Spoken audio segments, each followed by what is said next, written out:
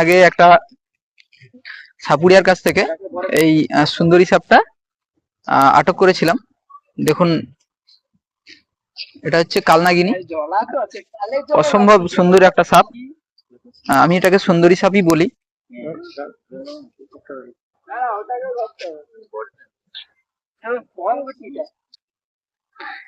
এই প্রকৃতির প্রাণীগুলো বিলুপ্তির পথে।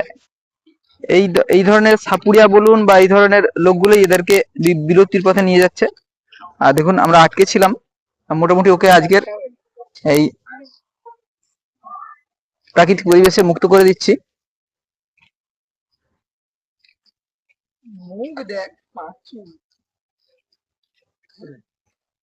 ওরা গাছে থাকতেই ভালোবাসে, এখন গাছে উপরে বেয়ে চলে যাচ্ছে।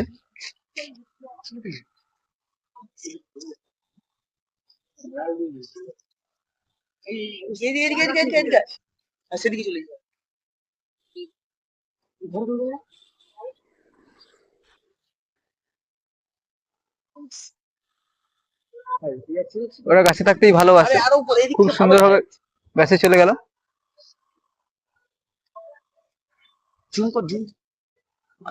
ঠিক আছে, ওকে ওর মতো চলে যেতে দাও। আচ্ছা, নেক্সট আমাদের কাছে আছে, হ্যাঁ, এরা গাছে উঠতে খুব পারদর্শী, গাছেই থাকে। দেখুন, একদম বাচ্চা একটা লাউডোকা সাপ।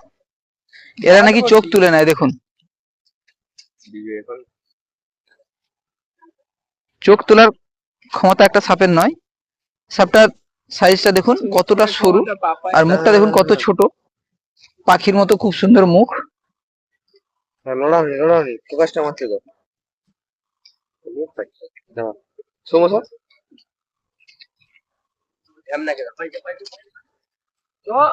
এটাও একটা অসম্ভব সুন্দর সাপ, এটাও সংরক্ষিত সাপ। এগুলো কোনোটাই বিষাদর সাপ নয়, অসম্ভব সুন্দর। একে আমরা মুক্ত করে দেবো।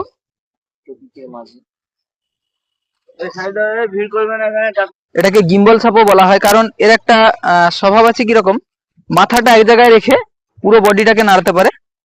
এই বাচ্চা তো, সেই জন্য এর সেই আচরণটা এখনো ঠিকঠাক আসেনি। মাথাটা এক জায়গায় স্থির থাকবে, কিন্তু বাকি বডিটাকে খুব নড়ালেও ওর বডি নড়বে না, এরকম একটা ব্যাপার থাকে। কি মনে হচ্ছে দেখে যেন একটা কাঁচা বরবটি, খুব সুন্দর গায়ের রং। তোকেও আমরা, না, ও মারামারি যাতে না করে, আর একটা পাশে আরেকটা গাছে ওকে ছেড়ে দিই। যাও, চলে যাও। ছেড়ে দাও, পড়ে যায়।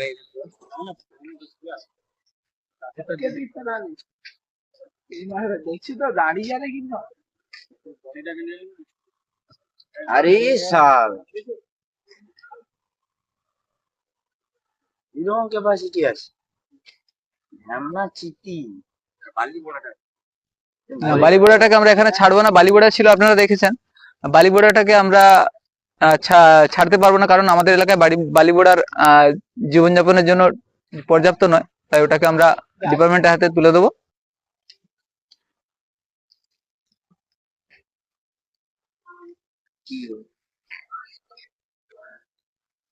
আরে আওয়াজ কি হয়, কি এরকম ফাঁকা করে দিল? আচ্ছা,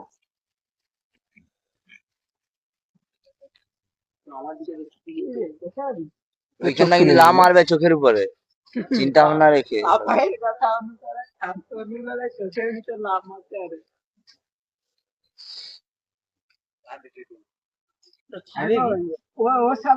ছোট ছোট পোকা পাখি, মালটা হেভি উঠছিস। পাতায় ডালে এসে এর মতো কি বলে, তুমি তো ডালে ডালে উঠে পাতায় পাতায়, এরকম একটা ডালে ডালে আর